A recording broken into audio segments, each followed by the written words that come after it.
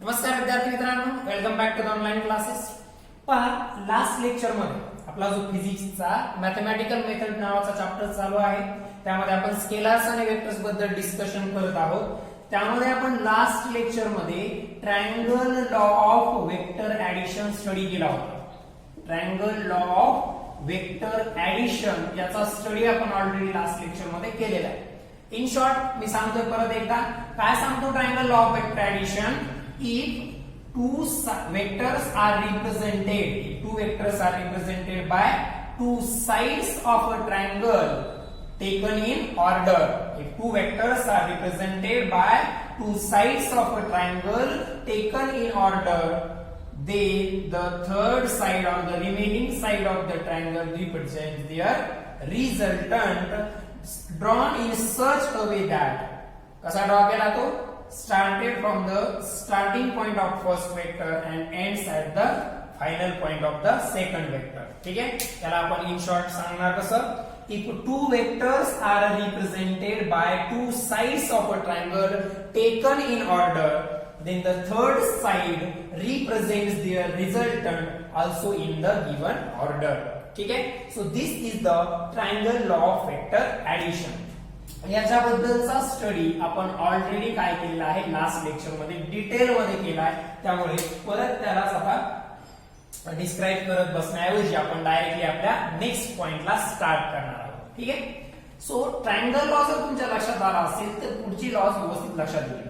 आता ट्रायंगल लॉचा मी तुम्हाला प्रूफ सांगणार होतो, तो आपण ऍक्च्युअली पाहणार आहोत पॅरलेलोग्राम लॉ मध्ये. ट्रायंगल लॉचा प्रूफ आपण पाहणार आहोत parallelogram law of vector addition मध्ये किंवा त्याचा फॉर्म्युला वगैरे. ठीक आहे, पहा नेक्स्ट लॉ आपल्याला स्टडी करायचा आहे, that is the polygon law of vector addition. Polygon law of vector addition, vector ऍडिशनचाच पॉलिगॉन लॉ आहे. So what is the meaning of polygon? सगळ्यात महत्वाचं पहिल्यांदा तुम्हाला हे पॉलिगॉन म्हणजे काय आहे हे माहित असणं आवश्यक आहे. पहा, अशा प्रकारची तीन साइड असणारी जर जॉमेट्रिक फिगर असेल तर त्याला आपण ट्रायंगल म्हणतो. काय म्हणतो? ट्रायंगल म्हणतो. त्यानंतर चार साइड असतील तर त्याला रेक्टँगल, स्क्वेअर वगैरे वेगवेगळे टाइप्स आहेत, त्याला आपण माहिती आहे आपल्याला. तीन साइड असतील तर आपण त्याला ट्रायंगल म्हणतो. चार साइड्स जर असतील, चार साइडचे वेगवेगळ्या टाइपचे आपल्याकडे जॉमेट्रिक शेप अवेलेबल आहे, तर काय म्हणतो आपण? त्यानंतर पाच साइड जर असतील आपण त्याला पेंटागॉन म्हणतो. सहा साइड्स असतील तर त्याला हेक्सागॉन म्हणतो. अशा प्रकारे ज्याला लार्ज नंबर ऑफ साइड्स असणार आहेत, मेनी. पॉलीचा अर्थ काय होतो लक्षात घ्या, पॉली मीन्स मेनी. पॉली म्हणजे काय? मेनी म्हणजे बऱ्याच साइड्स असणार आहेत त्याला. जसं की पाच साइड वाला पेंटागॉन, सिक्स साइड वाला हेक्सागॉन. ठीक आहे, अशा प्रकारे सेवन साइड हेप्टागॉन वगैरे. तर ज्याला बऱ्याच साइड्स असणार, पॉलीचा अर्थ असतो मेनी. मेनी कळतो तुम्हाला सगळ्यांना? ठीक आहे, सो आता लक्षात घ्या, जसं तीन साइड वाल्याला आपण ट्रायंगल म्हणतो, तसंच मेनी साइड्स म्हणजे बऱ्याच साइड्स असतील तर त्याला काय म्हणायचं आहे? पॉलिगॉन म्हणायचं आहे. काय म्हणायचंय? पॉलिगॉन. आणि मग आपल्याला स्टडी करायचा आहे polygon law of vector addition. Polygon law of vector addition लक्षात द्या व्यवस्थित. ट्रायंगल लॉ किती वेक्टर्सच्या ऍडिशन साठी ऍप्लिकेबल आहे? फक्त दोन. कारण का? ट्रायंगलला साइड्स किती टोटल? ट्रायंगलला टोटल साइड असतात तीन. त्याच्यातली तिसरी साइड तर आपल्याला रिझल्टंट रिप्रेझेंट करायला वापरावी लागते. म्हणजे किती वेक्टरच्या ऍडिशन साठी ट्रायंगलला वापरला जातो? फक्त दोन. परंतु आपल्याला बऱ्याच वेक्टरची ऍडिशन करायची आहे. म्हणजे माझ्याकडे अशा प्रकारचे वेक्टर्स आहेत, ए बार, बी बार, सी बार, डी बार, ई बार, एफ बार. आणि या सगळ्यांचं मला काय करायचं आहे? पर्टिक्युलरली ऍडिशन करायचंय, वेक्टर ऍडिशन करायचंय. तर अशा कंडिशन मध्ये आपण ट्रायंगल लॉ तर वापरू शकत नाही. Triangle law is used to calculate the addition, vector addition, to find out the vector addition of two vectors only. दोन वेक्टरची ऍडिशन जर आपल्याला फाइंड आउट करायची असेल तर त्यासाठी आपण ट्रायंगल लॉ वापरू शकतो.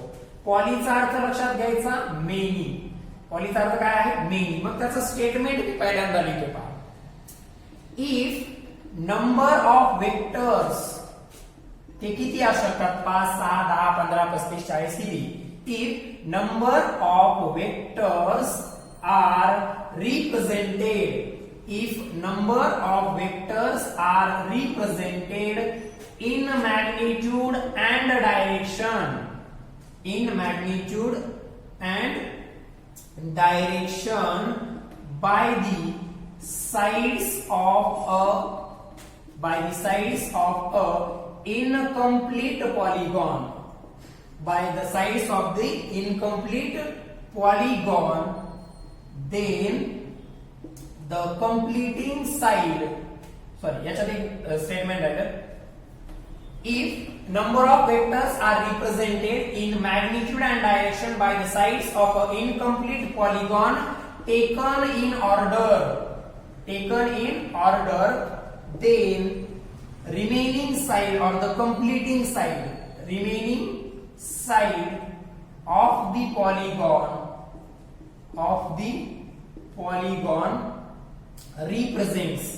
of the polygon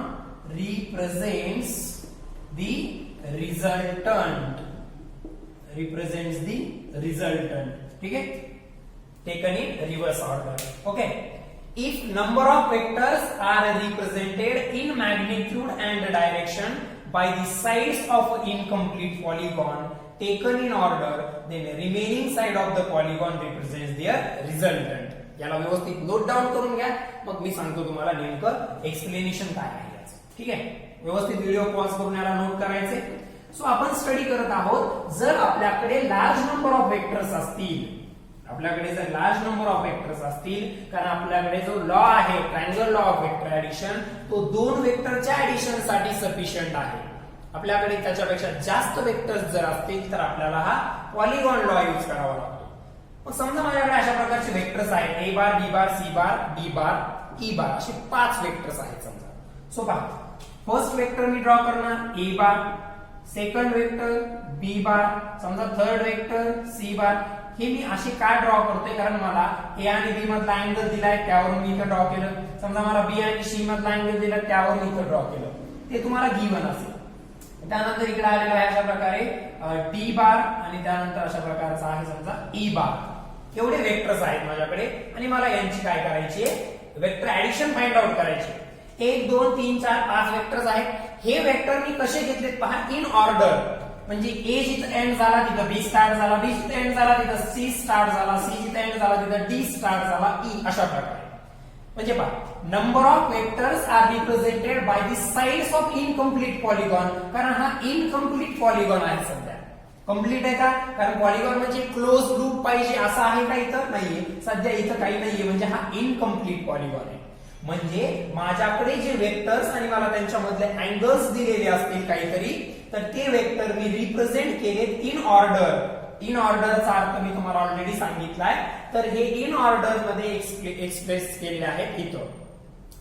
when number of vectors are represented by the sides of incomplete polygon taken in order, then remaining side, आता इथं जी जॉईन करणारी साइड असणार आहे, that is the remaining side of this polygon represents the resultant but taken in reverse order. हे या order मध्ये घेतली होती, रिझल्टंट इकडे घ्यायचा असतो. सो ही जी डॉटेड मी दाखवतो त्याला, म्हणजे तुम्हाला समजायला सोपं जाईल.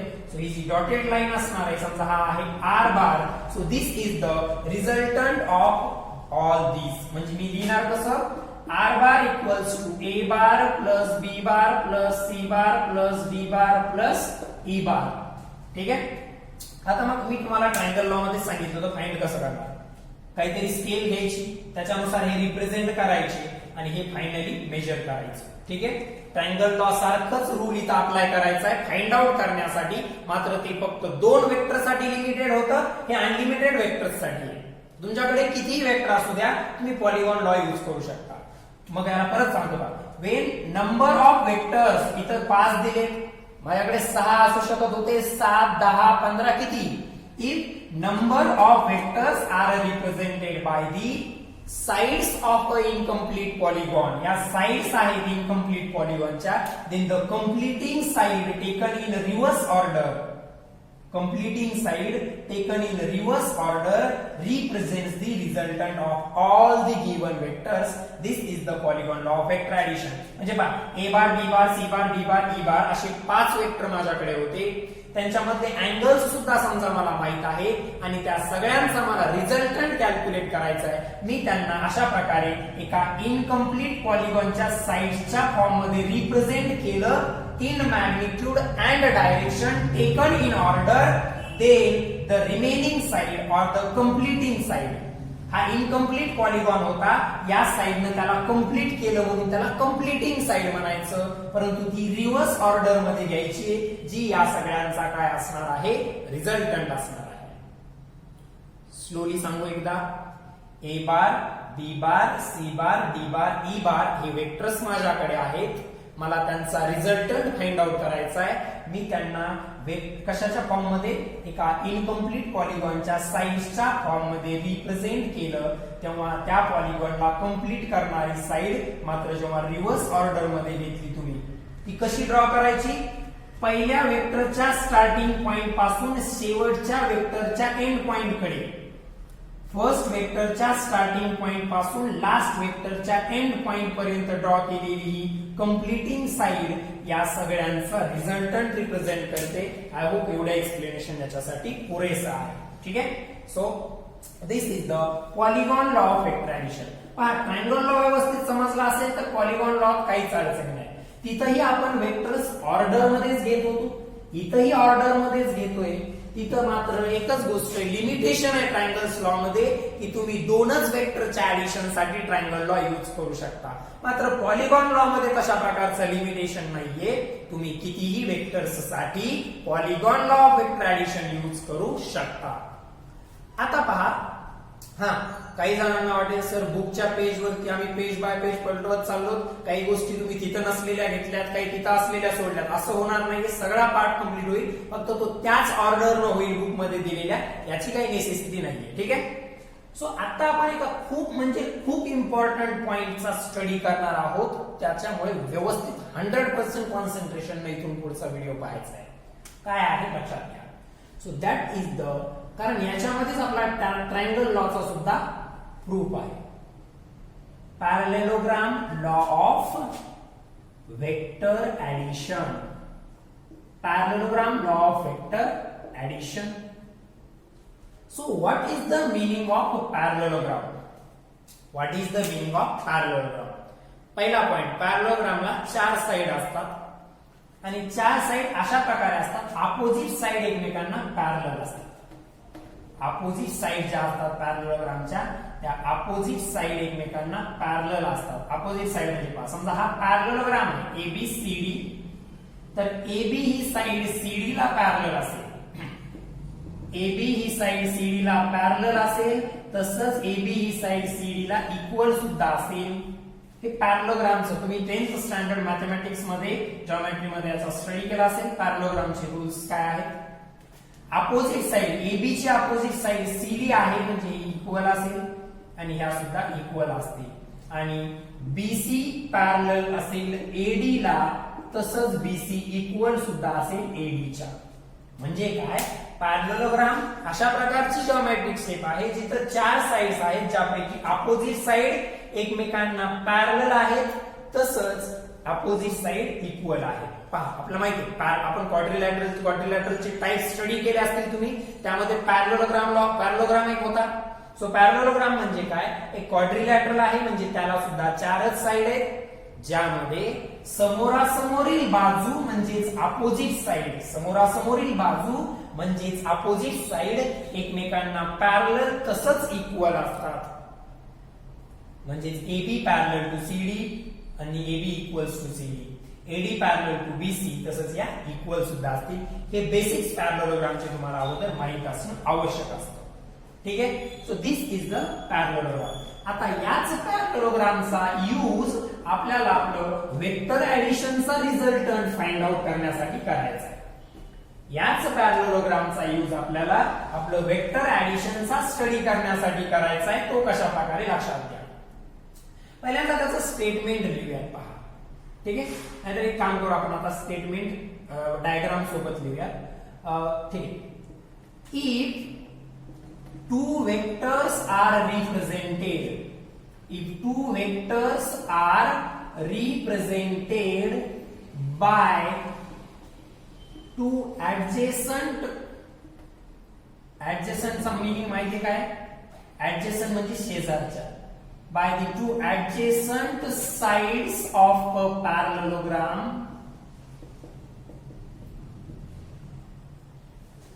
ठीक आहे, आता याच्यामध्ये ते सगळं इन्क्लूड आहे. कोणतं? In order, sorry, in magnitude and direction. Two vectors are represented by two adjacent sides of a parallelogram in magnitude and direction. In magnitude and direction. then पहा इथपर्यंत अशा म्हणजे ही एक साइड, आपले दोन वेक्टर पैकी ही एक साइड एका वेक्टरला रिप्रेझेंट करेल आणि त्याची अपोजिट नाही म्हटलंय. कोणती म्हटलंय? ऍडजेसंट, म्हणजे ही साइड दुसरा वेक्टर रिप्रेझेंट करेल. अशा प्रकारे हा मीनिंग झाला. लक्षात घ्या. इफ टू वेक्टर्स, आपले दोन वेक्टर्स कोणते? ए बार आणि बी बार. हे आपण कशाने रिप्रेझेंट करतोय? टू ऍडजेसंट म्हणजे शेजारच्या adjacent sides of a parallelogram in magnitude and direction. In magnitude and direction. याला पॅरलेलोग्राम कंप्लीट करायचं असेल तर एवढी साइड इकडे याला पॅरलल काढायची आणि याच्या एवढी त्याला पॅरलल काढायची. सो हा पॅरलेलोग्राम कंप्लीट झाला. तर या पॅरलेलोग्रामच्या या दोन काय झाल्या? ऍडजेसंट साइड झाल्या या पॅरलेलोग्रामच्या. समजा या पॅरलेलोग्रामचं नाव आहे PQRS. तर या PQRS पॅरलेलोग्राम मध्ये PS साइड आपला A बार रिप्रेझेंट करत आहे आणि PQ साइड आपला B बार रिप्रेझेंट करत आहे. मी कंप्लीट स्टेटमेंट आणखी लिहिलं नाहीये, मी एवढ्याचाच मीनिंग सांगतोय. इफ टू वेक्टर्स, कोणते दोन वेक्टर्स इथे A बार आणि B bar are represented by two adjacent side. एका पॅरलेलोग्रामच्या दोन ऍडजेसंट साइड आहेत PS आणि PQ. यांच्या टर्म्स मध्ये आपण ए बारला आणि बी बारला रिप्रेझेंट केलेला आहे. ए बारला आणि बी बारला रिप्रेझेंट केलेला आहे. आता पहा, अशा कंडिशन मध्ये यांचा जो कॉमन स्टार्टिंग पॉइंट आहे त्या कॉमन स्टार्टिंग पॉइंट पासून काढलेला डायगोनल, माहिती याला डायगोनल म्हणतात. हा आर, कन्फ्युजन होईल, इथं पण आर आलं इथं पण आर आलं. ठीक आहे, याला दुसरं नाव देऊया काहीतरी, XYZ काहीतरी देऊया. ठीक आहे. So it is a WXYZ.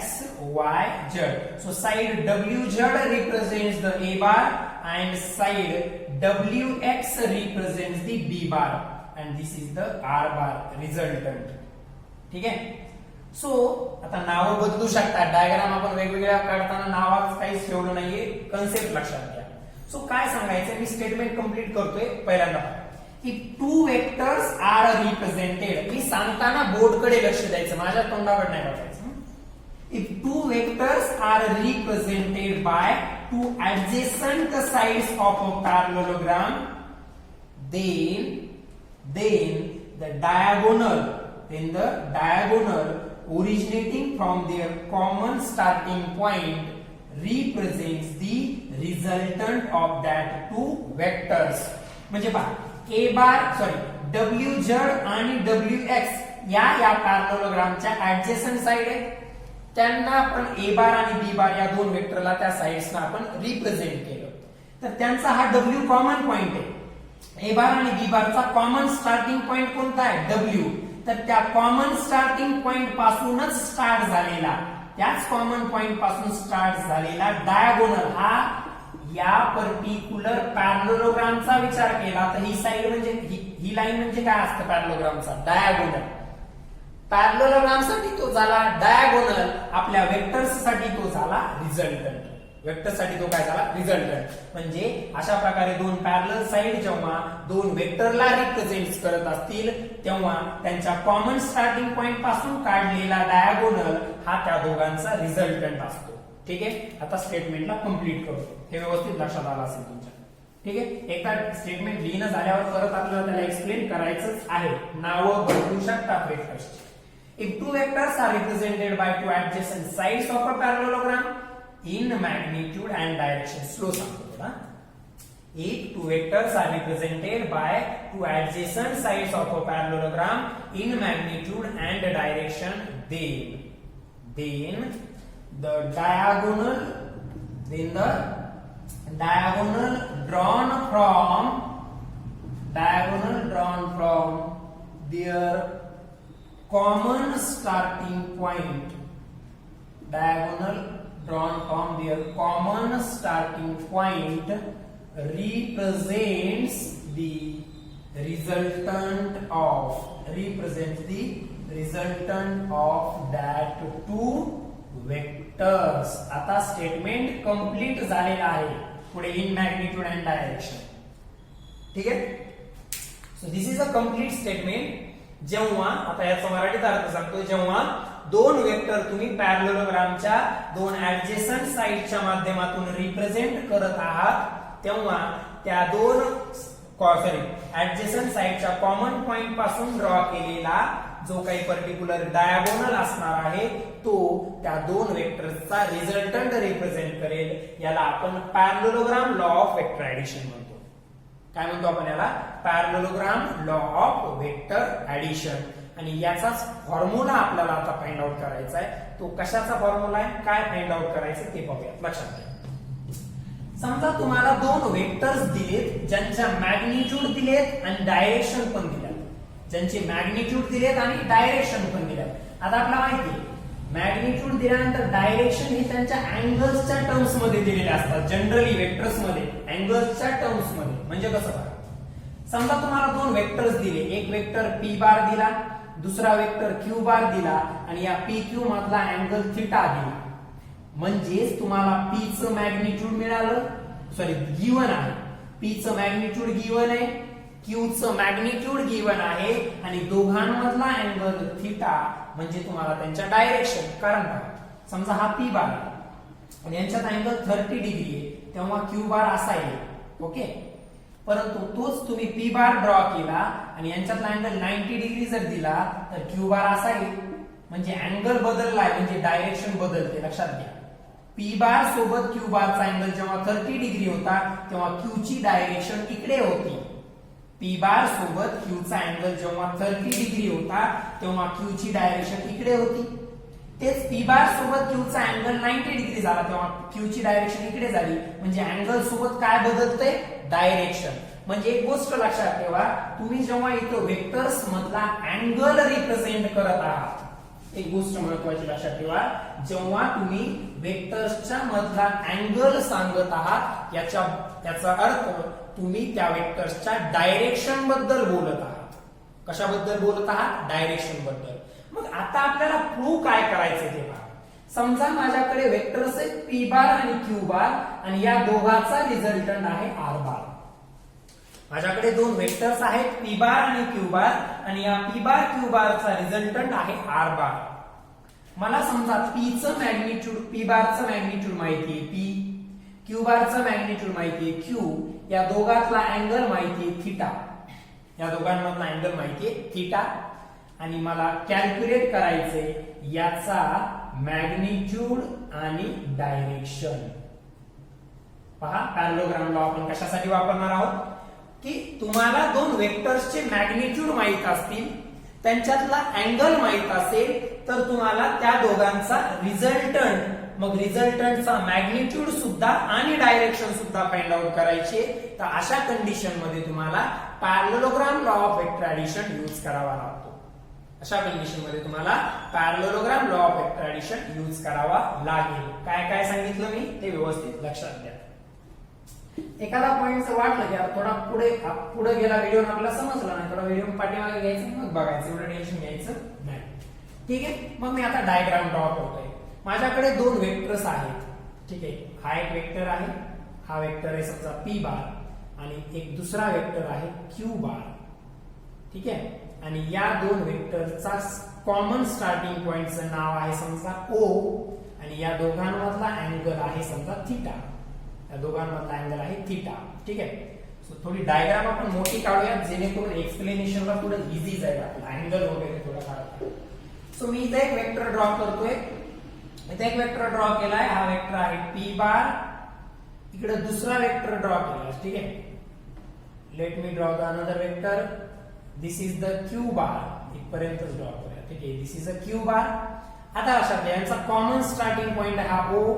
यांच्यामधला अँगल आहे समजा थिटा.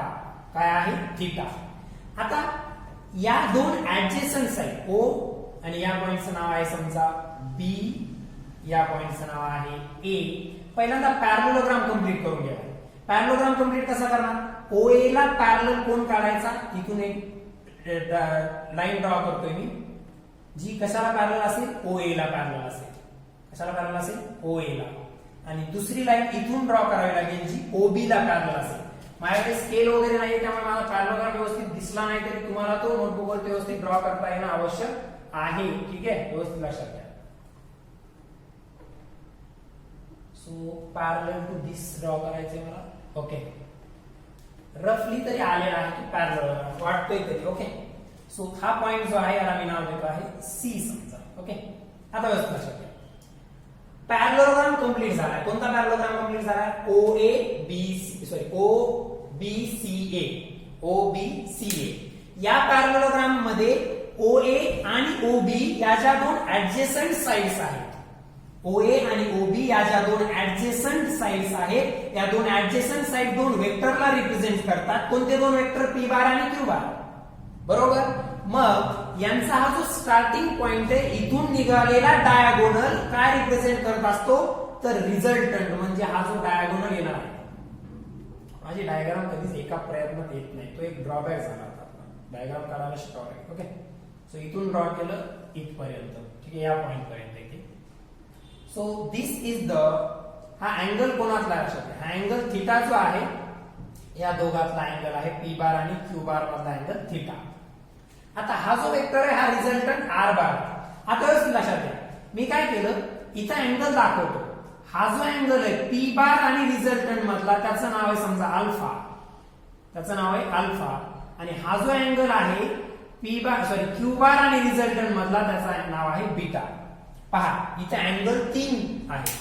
एक ओरिजिनली जो गिवन असणार आहे तो पी बार आणि क्यू बार मधला अँगल, आणि आपल्याला जे फाइंड आउट करायचंय रिझल्टंटची डायरेक्शन फाइंड आउट करायची ना. पहिले तर रिझल्टंटचा मॅग्निट्यूड फाइंड आउट करावा लागेल, आणि रिझल्टंटची डायरेक्शन फाइंड आउट करणं म्हणजे काय?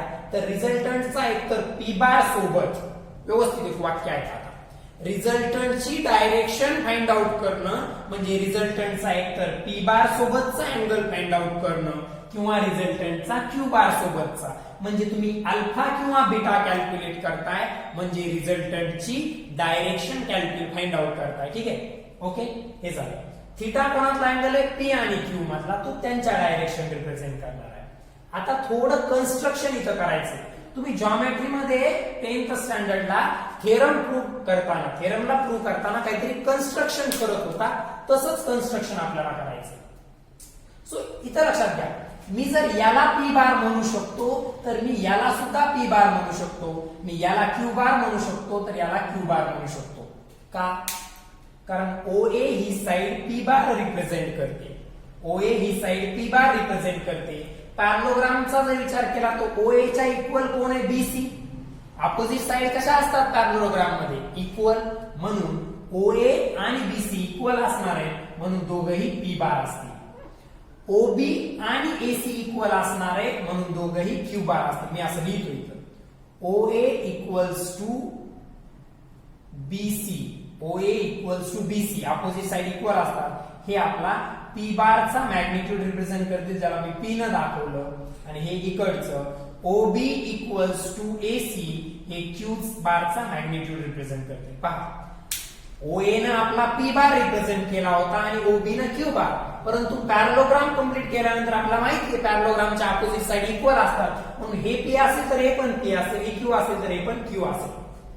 कन्स्ट्रक्शन काय करायचं बा, या साइडला पुढे थोडे असं वाढवायचं. एक्सटेंड दिस ओए, एक्सटेंड दिस ओए and draw the perpendicular, draw the perpendicular from point C on OA and name the point of intersection as a D. किंवा असं म्हणू शकतो, draw perpendicular CD on OA extended. Draw perpendicular CD on OA extended. OA ही जी extend केलेली side आहे त्याच्यावरती CD हा परपेंडिक्युलर ड्रॉ केलेला आहे. हे झालं construction in order to prove the given law. आपला गिवन लॉचा प्रूफ पाहिजे, सॉरी त्याचं मॅग्निट्यूड, रिझल्टंटचं मॅग्निट्यूड आणि डायरेक्शन फाइंड आउट करण्यासाठीचा फॉर्म्युला पाहिजे, म्हणून हे कन्स्ट्रक्शन करावं लागलं. आता तुम्हाला एवढं जर लक्षात आलं असेल आणि तुम्हाला पायथागोरसचा थेरम काय आहे हे माहित असेल तर तुम्हाला या लॉ मध्ये काहीच अडचण येणार नाहीये. Okay, so let's start its proof.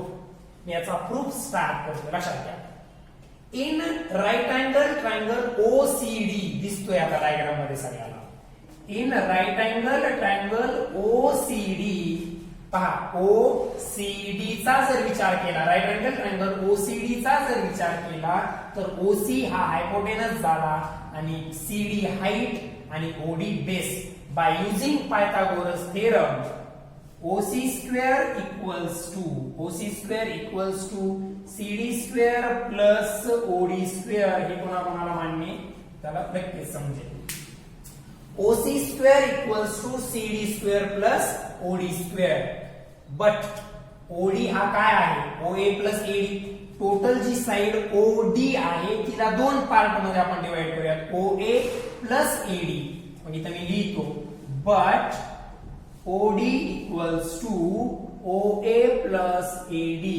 Therefore OC square equals to CD square plus OD च्या जागी काय ठेवणार? OD च्या जागी OA प्लस AD ठेवणार. OA प्लस AD आणि तिथं ब्रॅकेटचा स्क्वेअर घ्यायचा आहे. याला A प्लस B च्या स्क्वेअर ने एक्सपांड करायचे. येईल OC square equals to CD square plus A, हे झालं A, हे झालं B. A प्लस B चा square, A square plus B square plus 2AB म्हणजे येईल OA square plus AD square plus 2OAAD. Okay, इथपर्यंत काही डाऊट नसेल कोणाला. ठीक आहे, आता पुढचा पार्ट लक्षात घ्या. आता आणखी एकदा पायथागोरस थेरम यूज करायचा या छोट्या ट्रायंगल साठी. अगोदर पहा, आपण OCD साठी राईट अँगल ट्रायंगल मध्ये OCD या राईट अँगल ट्रायंगल साठी पायथागोरस थेरम यूज केला. त्यामध्ये आपल्याला काय लिहिता आलं? OC square equals to CD square plus OD square. Okay, त्यानंतर आपल्याला माहिती OD हा OA प्लस AD आहे. मग OD च्या जागी OA प्लस AD पुट केल्यानंतर फॉर्म्युला आपल्याला एक्सपांड केल्यानंतर मिळालं OC square equals to CD square plus OA square plus AD square plus 2OAAD.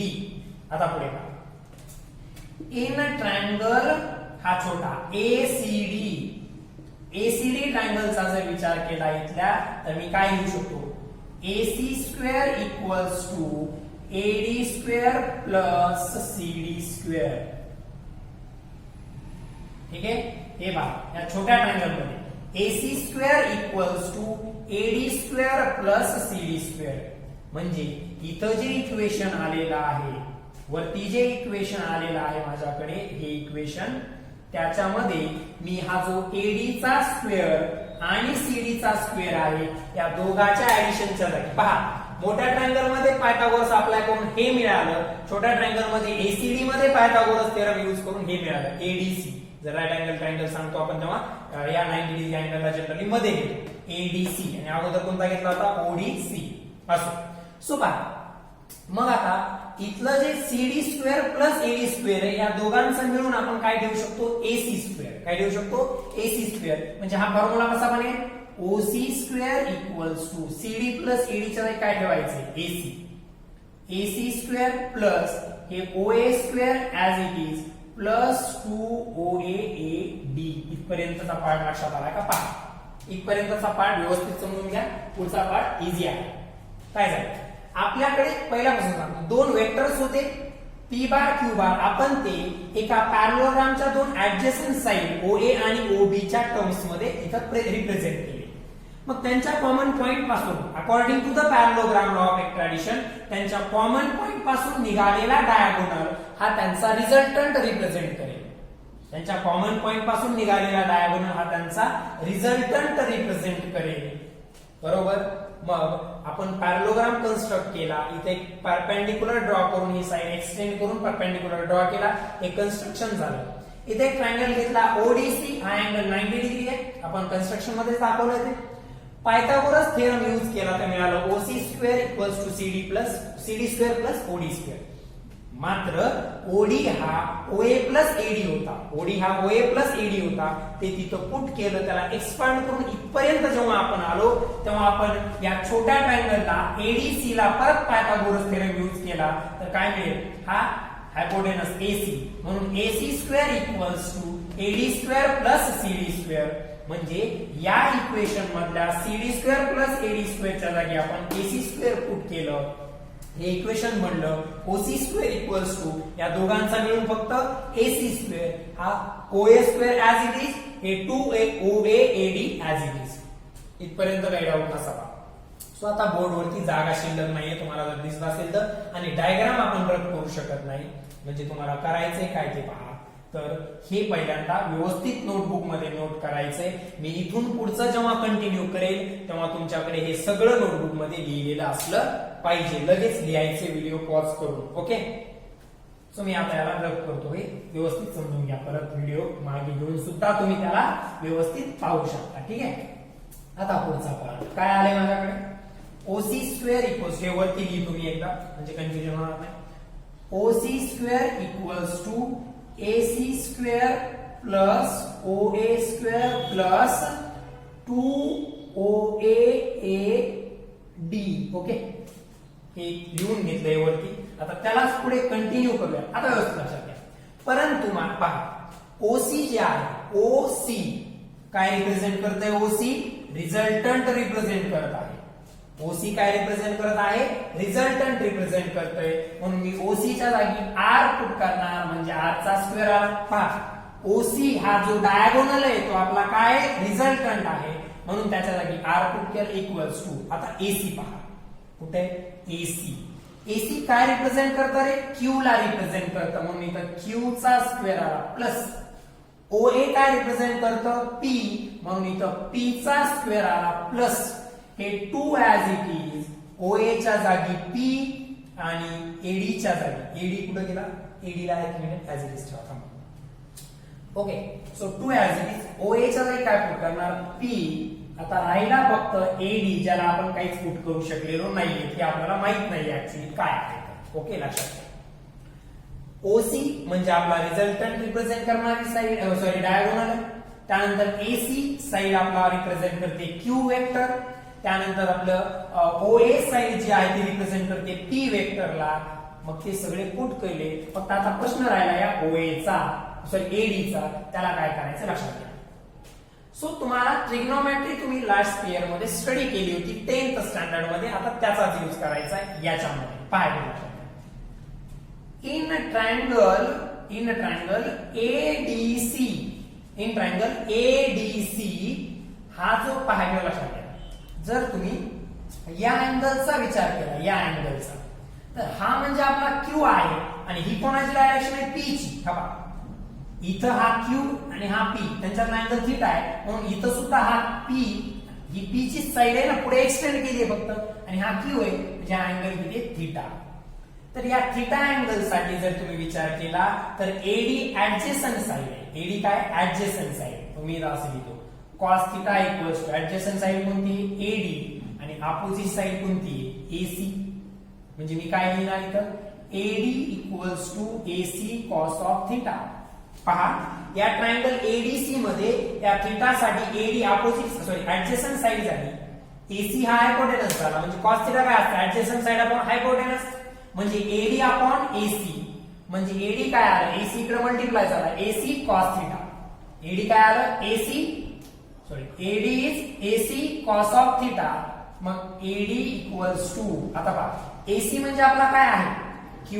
AC म्हणजे काय, Q, म्हणजे इथं Q ठेवलं, इथं काय आलं, cos of theta.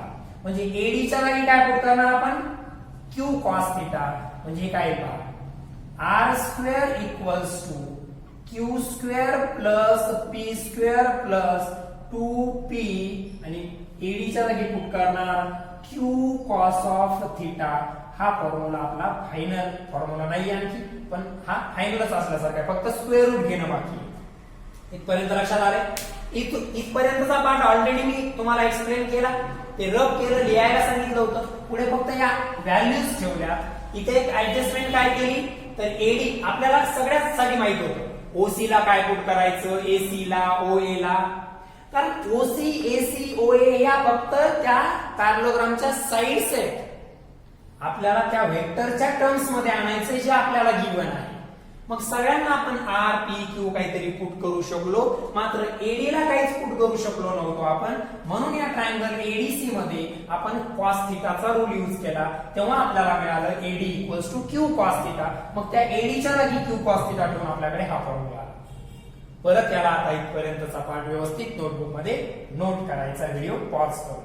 Okay, so याला परत आता पुढे कंटिन्यू करतोय मी. प्रूफ पाहतोय आपण मॅग्निट्यूड कसा काढायचा रिझल्टंटचा त्याच्यासाठी. ओके, पहा पी इकडे क्यू इकडे लिहिलं तरी काय होत नसतं. ऍडिशन मध्ये 5 + 3 3 + 5 आणि फक्त मॅग्निट्यूडचीच ऍडिशन आहे सध्या ते. आणि वेक्टर ऍडिशन मध्ये सुद्धा ते लागू पडतं, कारण 4 + 3 3 + 4 सेम असतं. म्हणजे मी पी अगोदर लिहितो, क्यू नंतर लिहितो, चांगलं दिसतं, थोडं पाहायला वाचायला चांगलं वाटतं. So r² equals to p² + q² + 2pq cos of theta. Square root जर याचा कॅन्सल करायचा असेल तर दोन्ही, याचा स्क्वेअर कॅन्सल करायचा असेल तर दोन्ही साइडचा स्क्वेअर रूट घ्यावा लागेल. Taking square root on both sides. दोन्ही साइड्सचा स्क्वेअर रूट जर घेतला तर r साठी स्क्वेअर रूट कॅन्सल होईल. r equals to square root of p² + q² plus 2pq cos of theta. हा रिझल्टंटच्या मॅग्निट्यूड साठीचा फॉर्म्युला आहे. म्हणजे तुम्हाला p माहितीये, q माहितीये, त्यांच्यातला अँगल जर थिटा सुद्धा माहित असेल तर त्यांचा रिझल्टंट कसा फाइंड आउट करणार. रूट मध्ये p² + q² + 2pq cos of theta. So this is the formula to calculate the magnitude of resultant of the given vectors. मग तो मॅग्निट्यूड ऑफ रिझल्टंट कशावरती डिपेंड आहे, तर तो p च्या मॅग्निट्यूड वरती डिपेंड आहे, q च्या मॅग्निट्यूड वरती पण डिपेंड आहे, आणि दोघांमधला अँगल थिटा म्हणजेच डायरेक्शन वरती पण डिपेंड आहे. म्हणजे नुसते p q चे मॅग्निट्यूड सेम राहिले तर मॅग्निट्यूड रिझल्टंटचा मॅग्निट्यूड सेम राहील का, नाही. तर रिझल्टंटचा मॅग्निट्यूड p आणि q च्या मॅग्निट्यूड वर तर डिपेंड आहेच. रिझल्टंटचा मॅग्निट्यूड p आणि q च्या मॅग्निट्यूड वरती तर डिपेंड आहेच, सोबतच त्यांच्यातला अँगल जो थिटा आहे त्याच्यावरती सुद्धा डिपेंड आहे, हे लक्षात ठेवायचं. ठीक आहे, व्यवस्थित इथपर्यंतचा पार्ट नोट करायचा आहे. आता आपण थोडं डायरेक्शन बद्दल डिस्कशन करणार आहोत, म्हणजेच अल्फा बीटा. आपण आता जे डेरिव्हेशन पाहिलं त्यानं आपल्याला फॉर्म्युला मिळाला r equals to square root of p² + q² + 2pq cos theta. ठीक आहे, सो या फॉर्म्युल्यावरून आपण रिझल्टंटचा मॅग्निट्यूड फाइंड आउट करू शकतो. याचे एक्झाम्पल्स वगैरे आपण येत्या काही लेक्चर्स मध्ये घेणारच आहोत. पहिल्यांदा आपण डायरेक्शन बद्दल म्हणजे अल्फा बीटा बद्दल डिस्कशन करूया. ठीक आहे, हे व्यवस्थित नोट डाऊन करा. मी डायग्राम रद्द करू शकत नाही कारण ती एक्सप्लेनेशन साठी आवश्यक असते. ठीक आहे, आता अल्फा बीटा कॅल्क्युलेट करायचे आपल्याला, त्यासाठी पहा लक्षात घ्या. तुम्ही अल्फा आणि बीटा अशाच प्रकारे जॉमेट्रीचा यूज करून फाइंड आउट करू शकता. आता मी जर एवढा ट्रायंगल जर कन्सिडर केला ODC आणि याच्यामध्ये जर मी टॅन घेतले, टॅन थिटा वगैरे कळतं ना तुम्हाला, तर ही CD काय असते, अपोजिट साइड, आणि OD काय, ऍडजेसंट साइड अल्फा साइड, आणि OC काय झाला, hypotenuse. So in triangle OCD ODC असेल, इन ट्रायंगल ODC या राईट अँगल ट्रायंगल मध्ये अल्फा ODC म्हणजे हा ट्रायंगल पहा, हा याच्यामध्ये मला काय कॅल्क्युलेट करायचा, अल्फा. मी घेतो tan alpha, tan function use करतो. ठीक आहे, so tan alpha equals to, tan काय असतं, अपोजिट. अल्फाची अपोजिट साइड कोणती, CD, आणि ऍडजेसंट साइड कोणती, OD. ऍडजेसंट साइड कोणती, OD. So CD divided by OD, that is tan alpha equals to, CD ला मी ऍज इट इज ठेवलं, OD च्या जागी मी OA प्लस AD पुट करणार, OA प्लस AD पुट केलं. ओके, आता पुढे मग CD आणि OA आणि AD च्या व्हॅल्यूज पुट करायच्या. आपल्याला कोणाबद्दल माहित नाहीये, आता CD बद्दल माहित नाहीये. OA किती आपला P आहे, AD आपण आताच कॅल्क्युलेट केलं होतं मॅग्निट्यूडच्या वेळेसच. काय असतं ते Q cos θ असतं. ते काय असतं Q cos θ. म्हणजे आता CD कॅल्क्युलेट करायचं आहे. याला पहिल्यांदा ब्रॅकेट मध्ये लिहितो. आता बघा, ठीक आहे. आता मी इथलंही रब करतोय, तुमच्या लक्षात आले कोणकोणती साईड रिप्रेझेंट करतो. आता पहा, हे मी मोठ्या ट्रायंगल मध्ये ODC साठी लिहिलं. आता हा छोटा ट्रायंगल घ्या ADC, याच्यामध्ये जर हा अँगल मी कन्सिडर केला थिटा, तर त्या थिटासाठी ही CD जी आहे ती अपोजिट साइड आहे. कोणती आहे? अपोजिट साइड आहे. ठीक आहे. मग त्यामुळे आपण घेणार sine theta. So sine theta equals to opposite side काय आहे? CD. अपोजिट साइड काय आहे? CD. आणि हायपोटेनस काय आहे? AC. पहा, ADC मध्ये थिटा साठी CD आपल्याला फाइंड आउट करायचे. CD अपोजिट साइड आहे. अपोजिट साइड साठीचं फंक्शन हायपोटेनस आपल्याला माहिती आहे, तर फंक्शन आपण साइन यूज केलं या छोट्या ट्रायंगल मध्ये. Sine theta equals to CD upon AC. ओके, म्हणजे CD आलं AC साइन थिटा. म्हणजे इथं मी काय लिहिणार? Tan alpha. हे मी मिळवलं या मोठ्या ट्रायंगल ODC वरून, आणि या त्यातलं CD मला कॅल्क्युलेट करायचं, त्यासाठी मी ट्रायंगल कन्सिडर केला हा ADC. इथं अँगल 90 डिग्री आहे. मग काय, हा अँगल आहे इथं, त्यासाठी त्याचा साइन थिटा घेतला. ही opposite side CD upon hypotenuse AC. म्हणजे CD equals to AC multiply झाला तर AC साइन थिटा आलं. ओके, सो CD च्या जागी पुट करणार AC साइन ऑफ थिटा. ज्याला ट्रिग्नोमेट्री समजला असेल, ज्याला 10th स्टँडर्ड मध्ये पायथागोरस थेरम समजला असेल, त्यांनाच हे लक्षात येईल. OA च्या जागी काय लिहिणार? ठीक आहे, तोपर्यंत OA लिहिलं. OA plus AB. ओके, आता पुट करूया. Tan alpha equals to AC म्हणजे काय पहा? AC म्हणजे Q आहे, म्हणजे Q साइन थिटा आलं डिवायडेड बाय OA म्हणजे काय आहे, तर फक्त P आहे. आणि AD बद्दल आपण ऑलरेडी फाइंड आउट केले, मागे लिहिलं असेल तुम्ही मॅग्निट्यूड कॅल्क्युलेट करताना. आपला AD काय आला होता? Q cos of theta. So this is the formula for the alpha. असाच प्रकारचा यूज करून तुम्ही होमवर्क मध्ये बीटा साठीचा फॉर्म्युला लिहायचा आहे. Tan alpha equals to Q sine theta upon P plus Q cos theta. Alpha हा अँगल तुम्हाला मिळेल, म्हणजे काय मिळेल, तर रिझल्टंटचा P बार सोबतचा अँगल म्हणजेच रिझल्टंटची डायरेक्शन. पहा काय केलं मी पहिल्यांदा अल्फा काढण्यासाठी. अल्फा म्हणजे रिझल्टंटचा P बार सोबतचा अँगल म्हणजेच रिझल्टंटची डायरेक्शन मिळेल. त्यासाठी मी पहिल्यांदा हा ट्रायंगल घेतला ODC. याच्यामध्ये मी काय केलं? टॅन अल्फाचा रूल यूज केला CD upon OD. Tan alpha हा अपोजिट अपॉन ऍडजसंट असतो CD अपॉन OD. मग CD लिहिलं, OD ला मी OA प्लस AD लिहिलं. पण मला CD बद्दल काहीच माहिती नव्हती. मग ते फाइंड आउट करण्यासाठी मी हा छोटा ट्रायंगल ADC घेतला, तिथं साइन फंक्शन घेतलं. हा अँगल थिटा आहे, साइन थिटा आहे CD अपॉन AC, म्हणजे CD is AC sine theta. मग CD च्या जागी AC साइन थिटा पुट केलं, OA as it is, AD as it is. पण आपल्याला माहिती AC म्हणजे Q आहे, हा sine theta as it is, OA म्हणजे P आहे, आणि AD म्हणजेच Q cos थिटा आहे. अशाच प्रकारे तुम्ही होमवर्क मध्ये टॅन बीटाची व्हॅल्यू कॅल्क्युलेट करायची आहे. सो रिझल्टंटचा मॅग्निट्यूड आणि डायरेक्शन पॅरलोग्राम लॉचा यूज करून कशा प्रकारे फाइंड आउट केली जाते ते आपण आजच्या लेक्चर मध्ये स्टडी केलं. सो व्यवस्थित प्रकारे आज स्टडी केलेले polygon law of vector addition आणि parallelogram law of vector addition व्यवस्थित स्टडी करायचे आहेत. त्याचा व्यवस्थित स्टडी करायचा आहे, व्यवस्थित लेक्चर पाहायचे, नोट्स काढायचे आहेत. काही डाऊट्स असतील तर तुम्ही विचारू शकता. ओके, सो इथं आपण आजचं लेक्चर कंक्लूड करत आहोत. रिमेनिंग पार्ट आपण नेक्स्ट लेक्चर मध्ये कंटिन्यू करूया. Okay, have a nice day. Thank you.